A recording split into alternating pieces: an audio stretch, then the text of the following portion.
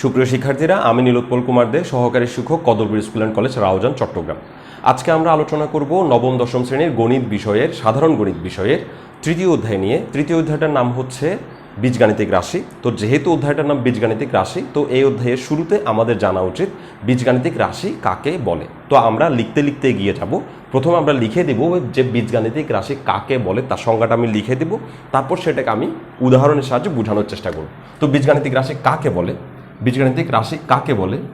সংখ্যা সংখ্যা সংখ্যা তো অবশ্যই আমরা চিনি। চলক না চিনলেও সমস্যা নেই, আমি চিনাই দিব। সংখ্যা, চলক এবং এবং আরেকটা জিনিস থাকতে হবে সেটাতে, অর্থাৎ আমরা যাকে রাশি বলবো তাতে কিছু উপাদান থাকতে হবে। সেই উপাদানগুলোর একটা থাকবে সংখ্যা, একটা থাকবে চলক এবং আরেকটা থাকবে গাণিতিক প্রক্রিয়া চিহ্ন। গাণিতিক প্রক্রিয়া গাণিতিক প্রক্রিয়া চিহ্ন গাণিতিক প্রক্রিয়া চিহ্ন এর সংখ্যা, চলক এবং গাণিতিক প্রক্রিয়া চিহ্ন এর অর্থবোধক অর্থবোধক অর্থবোধক বিন্যাসকে অর্থবোধক বিন্যাসকে বিন্যাস মানে সাজিয়ে লেখা আর কি। অর্থবোধক বিন্যাসকে আমরা বলি বীজগাণিতিক রাশি। অর্থবোধক বিন্যাসকে আমরা বলি বীজগাণিতিক রাশি। তো আমি একটু বোঝানোর চেষ্টা করতেছি যে সংখ্যা কারা। সংখ্যা হচ্ছে 0, 1, 2 এগুলা, যেমন 1, 2, 3, 4, -1, 0, -2 এগুলো হচ্ছে সংখ্যা। অর্থাৎ আমরা সংখ্যাকে সারা জীবন ধরে চিনে আসছি। এই সংখ্যা। চলক, চলক মানে আমরা চলককে সহজ ভাষায় বলতে পারি যে চলক হচ্ছে অ্যালফাবেট। চলক হচ্ছে ইংরেজি যে অ্যালফাবেটগুলো সেগুলো, অর্থাৎ এ থেকে জেড পর্যন্ত যে অ্যালফাবেটগুলো আমরা জানি সেগুলোই হচ্ছে এখানে চলক হিসেবে ব্যবহৃত হয়। গাণিতিক প্রক্রিয়া চিহ্ন কারা? গাণিতিক প্রক্রিয়া চিহ্নের সবচেয়ে সহজ উদাহরণ হচ্ছে যোগ চিহ্ন, বিয়োগ চিহ্ন, গুণ চিহ্ন এবং ভাগ চিহ্ন।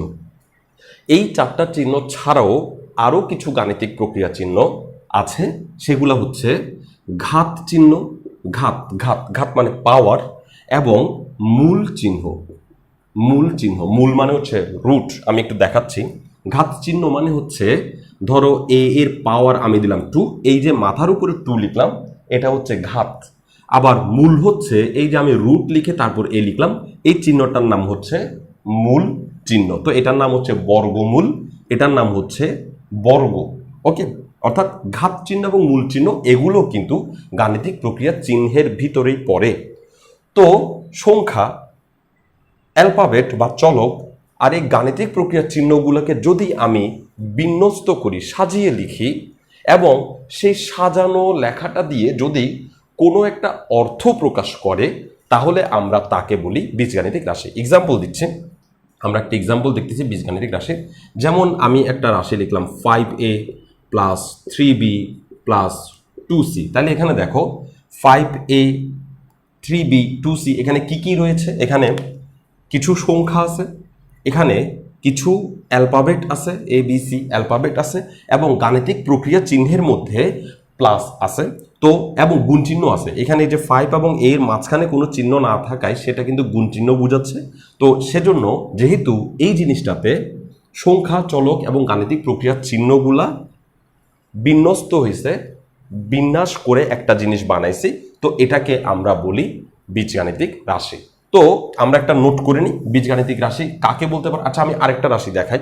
ধরো 2a² + 5a - 6 এটাও একটা বীজগাণিতিক রাশি, কারণ এখানেও আমরা দেখতে পাচ্ছি কিছু নাম্বার দেখা যাচ্ছে, চলক দেখা যাচ্ছে এ, এবং প্রক্রিয়া চিহ্নের মধ্যে প্লাস দেখা যাচ্ছে, গুণ দেখা যাচ্ছে, মাইনাস দেখা যাচ্ছে, এবং এই ঘাতের চিহ্নটাও দেখা যাচ্ছে। তো এটাও একটা বীজগাণিতিক রাশি।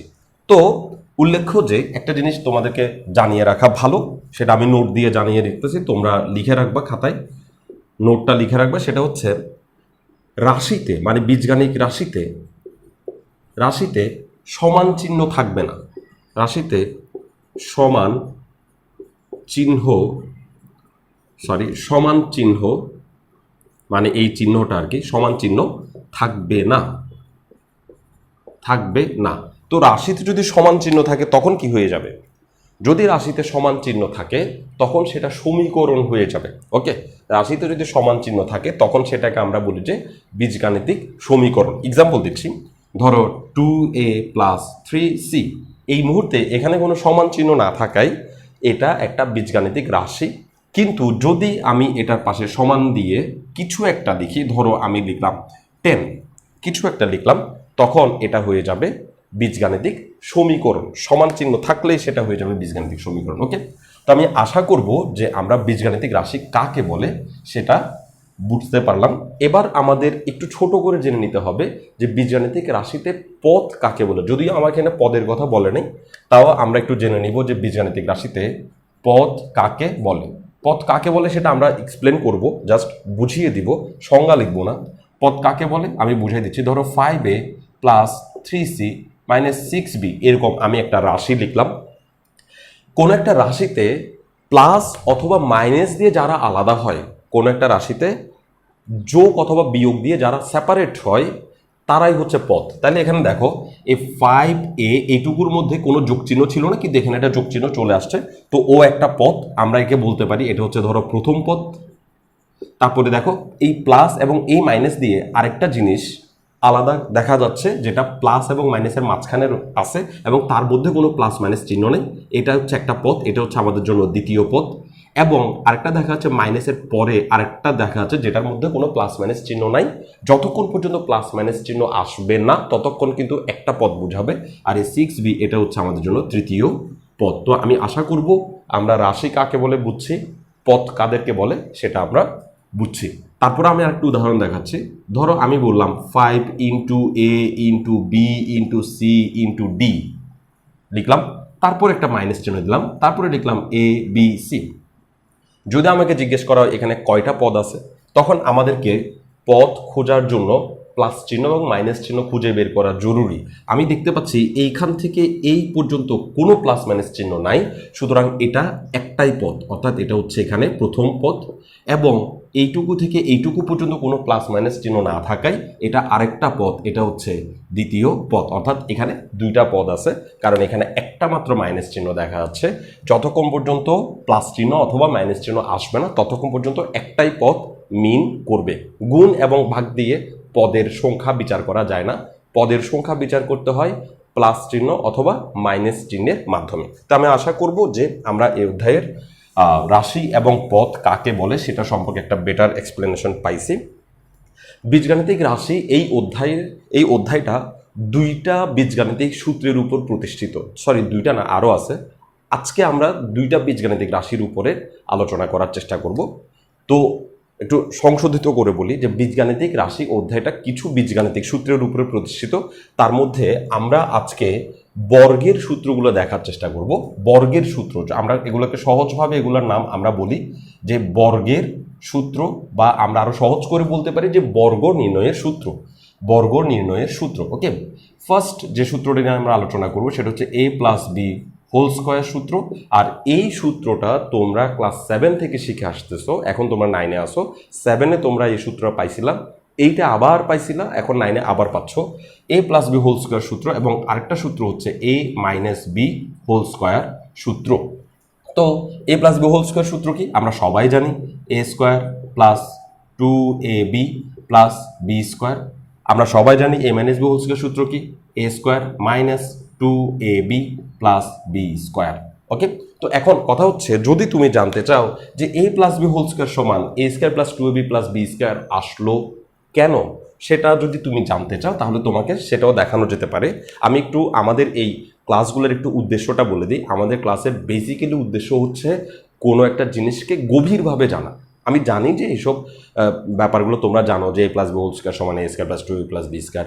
আমরা চেষ্টা করব যে a + b হোল স্কয়ার সমান a² + 2ab + b² হইল কেন, বলার দরকার কি, এটা কিভাবে আসছে, আমরা প্রত্যেকটা জিনিস কিভাবে আসলো সেটা এক্সপ্লেন করার জন্য মূলত এখানে আমরা এই চ্যানেলের উদ্দেশ্য। তো আমরা এখন তোমাকে শেখানোর চেষ্টা করব যে a + b হোল স্কয়ার এটার আনসার a² + 2ab + b² কেন আসলো। A plus b whole square এটার answer a square plus 2ab plus b square আসার জন্য দুইটা প্রমাণ আছে, একটা হচ্ছে জ্যামিতিক প্রমাণ, একটা হচ্ছে বীজগাণিতিক প্রমাণ। তো আমি সময় কম লাগার জন্য তোমাদেরকে বীজগাণিতিক প্রমাণটা দেওয়ার চেষ্টা করতেছি। দেখো, তোমাকে যদি বলা হয় 2 স্কয়ার মানে কি, তখন তুমি অবশ্যই বলবা 2 ইন্টু 2, অর্থাৎ এই বেসকে দুইবার লিখে গুণ করা। 3 স্কয়ার মানে কি, তখন তুমি বলবা এই বেস যেহেতু 3, তো 3কে দুইবার লিখে গুণ করা। বেস কাকে বলে? যেটা নিচে থাকবে সবার সেটা হচ্ছে বেস, আর বেজের উপরে বাকিগুলো থাকবে। যেমন একটা বিল্ডিংয়ের নিচের ফ্লোরকে বেস বলা হয়, নিচের ফ্লোরকে একদম নিচের অংশটাকে বেস বলা হয়, ওই বেজের উপরে বাকিগুলো থাকে। ঠিক একইভাবে ম্যাথমেটিক্সে যে জিনিসটা সবার নিচে থাকবে সে হচ্ছে বেস, আর তার উপরে বাকিরা থাকবে। আমি যদি 4 স্কয়ার লিখি তাহলে এর মানে হচ্ছে 4কে দুইবার লিখে গুণ করা। তাহলে একইভাবে আমি যদি এ প্লাস বি হোল স্কয়ার লিখি, এর মানে হবে এ প্লাস বিকে দুইবার লিখে তাদেরকে গুণ করা। আমি এখানে গুণ চিহ্ন চালিয়ে দিতে পারি, এ প্লাস বিকে দুইবার লিখে গুণ করা। 2 স্কয়ার মানে 2কে দুইবার লিখে গুণ, 3 স্কয়ার মানে 3কে দুইবার লিখে গুণ, 4 স্কয়ার মানে 4কে দুইবার লিখে গুণ, এ প্লাস বি হোল স্কয়ার মানে এ প্লাস বিকে দুইবার লিখে গুণ। এখন তোমরা যদি গুণের নিয়ম জানো তাহলে আমরা গুণটা এভাবে করতে পারবো। এখান থেকে প্রথম যে পদ এ এর সাথে প্রথমে এই পুরাটাকে গুণ করব, এ প্লাস বি পুরাটাকে গুণ করব। তারপর এই প্লাস বি এর সাথে আমরা এ প্লাস বি এই পুরোটাকে গুণ করব।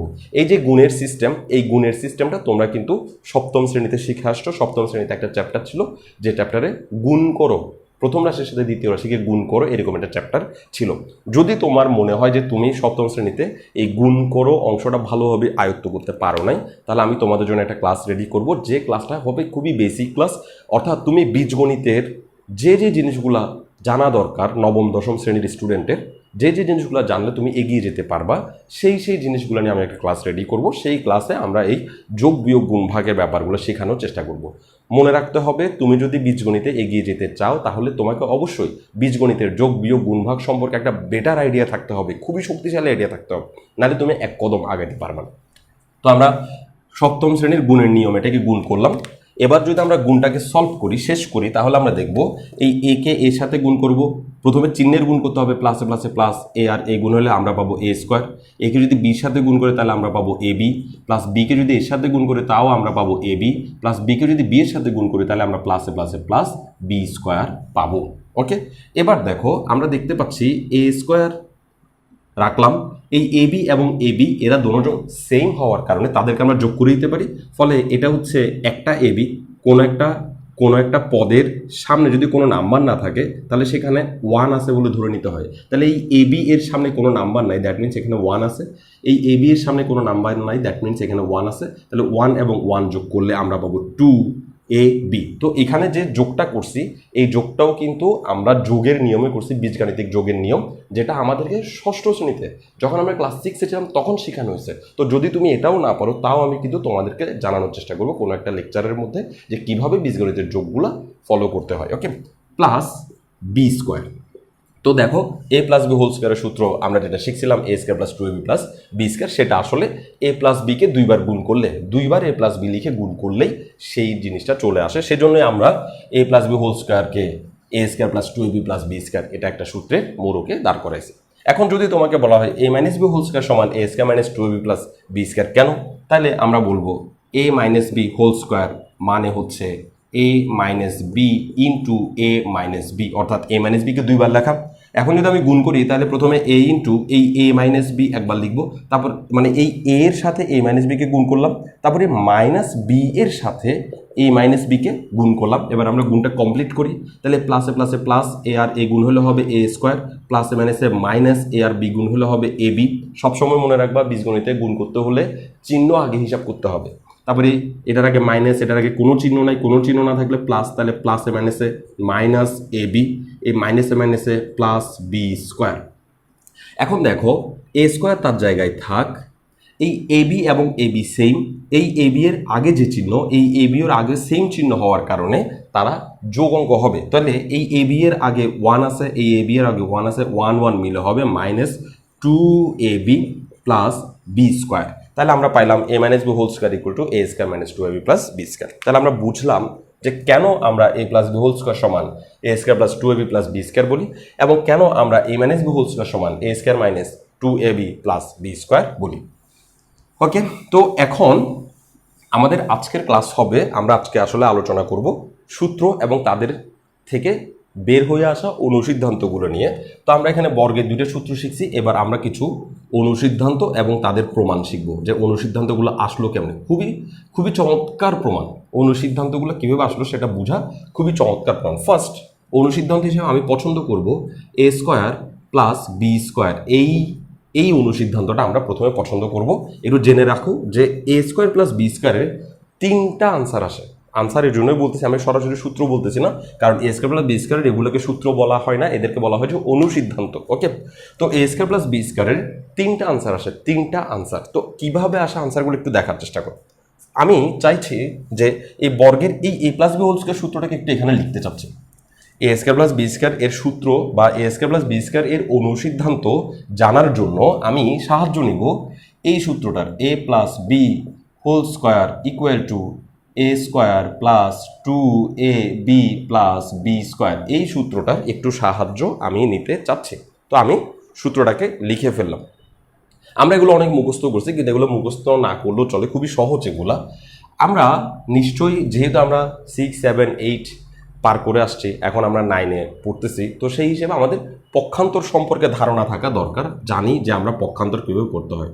যদি পক্ষান্তর না জানি তাহলে আমাদেরকে অপেক্ষা করতে হবে, আমরা যেন অন্য ক্লাসে পক্ষান্তরটা শিখতে পারি। এখানে আমার পক্ষান্তর শেখানোটা এখানে আমার উদ্দেশ্য নয়। পক্ষান্তর হচ্ছে কোনো একটা সমীকরণের এক পক্ষ থেকে কোনো একটা পদকে আরেক পক্ষে নিয়ে আসা। যেমন আমি এখানে সেই কাজটা করতে চাচ্ছি। এই দেখো, এখানে এ প্লাস বি হোল স্কোয়ার এটা যেমন আছে তেমন থাক। আমি এখান থেকে 2ab, এটা ছিল সমান চিহ্নের ডান পাশে, আমি সেই 2ab কে সমান চিহ্নের বাম পাশে নিয়ে আসব। তাহলে এখানে 2ab কে যদি আমি সমান চিহ্নের বাম পাশে নিয়ে আসি, তাহলে নিয়ম হচ্ছে চিহ্নটাকে পাল্টে দিতে হবে। তাহলে 2ab-র আগে আমরা দেখতে পাচ্ছি প্লাস চিহ্ন, তাহলে 2ab কে যদি সমান চিহ্নের এই পাশে নিয়ে আসি, তাহলে আমরা দেখতে পাবো -2ab লিখে তারপর সমান চিহ্নটা দিতে হবে। অর্থাৎ স্পষ্ট দেখো, সমান চিহ্নের ডান পাশে আগে ছিল 2ab, এখন দেখো সমান চিহ্নের বাম পাশে চলে আসছে এবং 2ab-র আগে প্লাসটা মাইনাস হয়ে গেল। আর এখানে বাকি রয়ে গেল কি, এ স্কোয়ার প্লাস বি স্কোয়ার। এখন আমি চাইতেছি যে বাম পাশ যেটা সেটাকে আমি ডান পাশে লিখবো, ডান পাশ যেটা সেটাকে আমি বাম পাশে লিখবো। এই বাম পাশের পুরো রাশিটাকে আমি সমান চিহ্নের ডান পাশে নিয়ে যাব, আর ডান পাশের পুরো রাশিটাকে আমি সমান চিহ্নের বাম পাশে নিয়ে আসবো।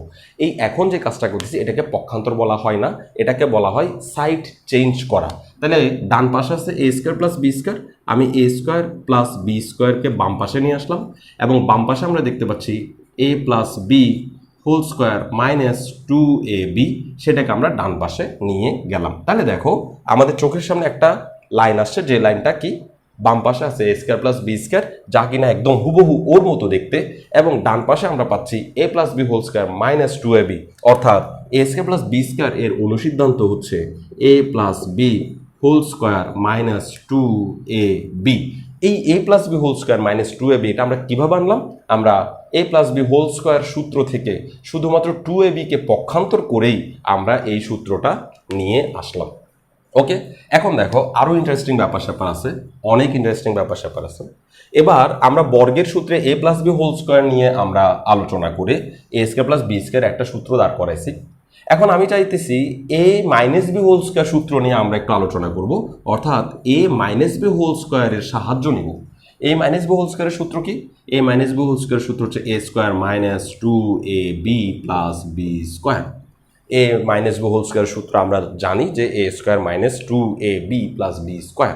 এখন আমি এইখানেও ঠিক পক্ষান্তর করব। দেখো, আমি এ মাইনাস বি হোল স্কোয়ারকে তার জায়গায় রেখে দিব, সে বাম পাশে ছিল বাম পাশে থাক। ডান পাশে 2ab, এই 2ab কে আমি বাম পাশে নিয়ে আসবো। তাহলে 2ab-র আগে কি চিহ্ন? মাইনাস চিহ্ন।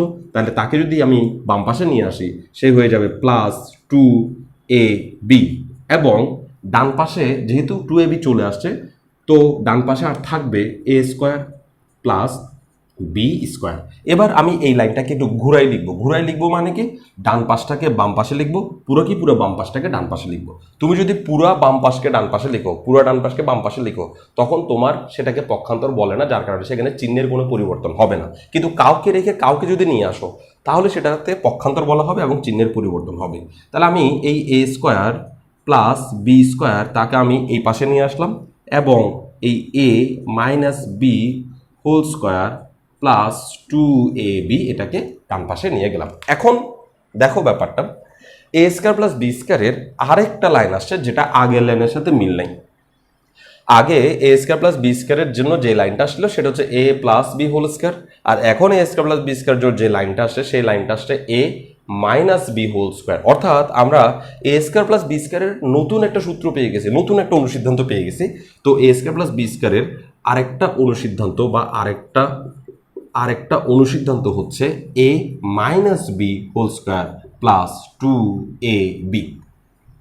অর্থাৎ আমি যখন এ স্কোয়ার প্লাস বি স্কোয়ারের অনুসিদ্ধান্ত আনার জন্য এ প্লাস বি হোল স্কোয়ারের সাহায্য নিছি, তখন আমরা পাইছি এ প্লাস বি হোল স্কোয়ারের একটা সূত্র পাইছি। আর যখন আমি এ স্কোয়ার প্লাস বি স্কোয়ারের আনসার আনার জন্য এ মাইনাস বি হোল স্কোয়ারের সাহায্য নিলাম, তখন আমরা এ মাইনাস বি হোল স্কোয়ারের একটা নতুন সূত্র পাইছি। ওকে, আমি আশা করব এইটুকুতে না বোঝার কিছু নেই। এখন